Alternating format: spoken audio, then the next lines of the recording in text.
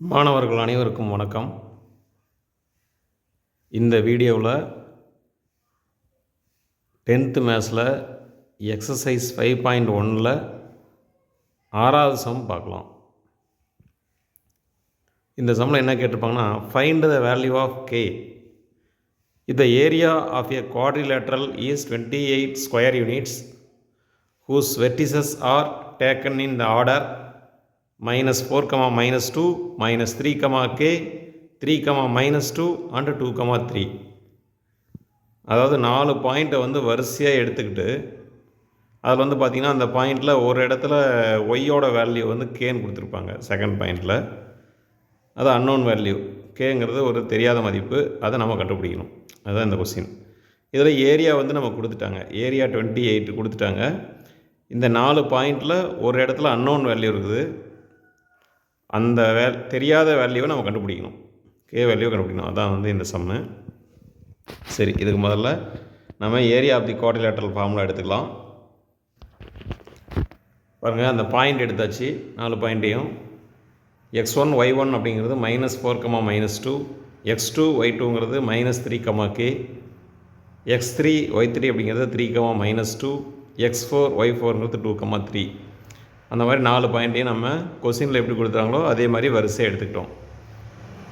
இப்போ ஏரியாவுக்கான formula a = 1/2 x1 - x3 x2 - x4 y1 - y3 y2 - y4. இந்த ஃபார்முலாவில் நம்ம எடுத்துக்கிட்ட எல்லா வேல்யூவும் அப்ளை பண்ணலாம். x1ஓட மதிப்பு -4, x3க்கு வந்து +3 கொடுத்துருப்பாங்க. ஃபார்முலாவில் -x3 இருக்கும், அதனால் -3. x2 அப்படிங்கிறது -3 அப்படி எடுத்துக்கலாம். x4 அப்படிங்கிறது +2ன்னு கொஸ்டினில் கொடுத்துருப்பாங்க. ஃபார்முலாவில் வந்து -x4ன்றதுனால அங்கே -2 வந்துடும்.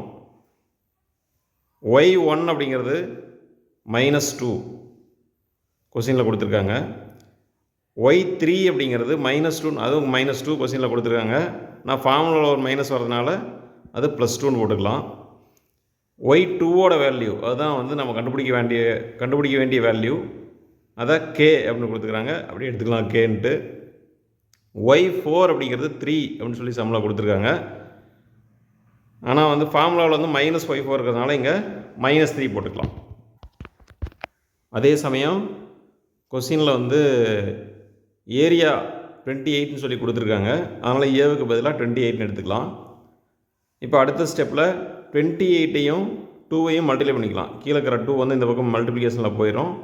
இப்போ 28ஐயும் 2ஐயும் மல்டிப்ளை பண்ணால் 2 28 சார் 56.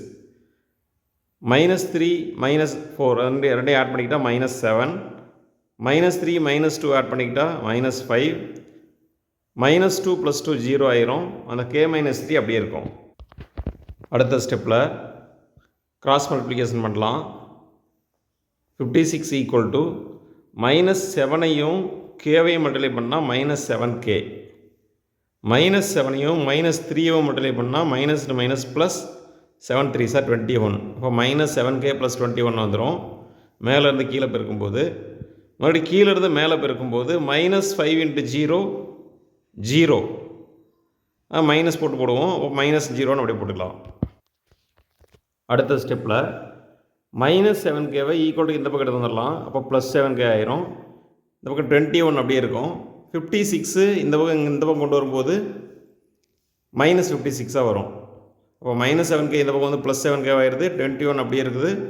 56 இந்த பக்கம் -56ஆக வந்துடுது. அடுத்த ஸ்டெப்பில் 21ல் 56ஐ மைனஸ் பண்ணுறோம்.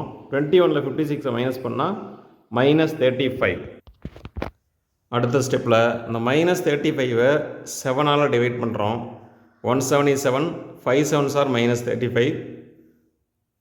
35 வரும், மைனஸ்னால -35.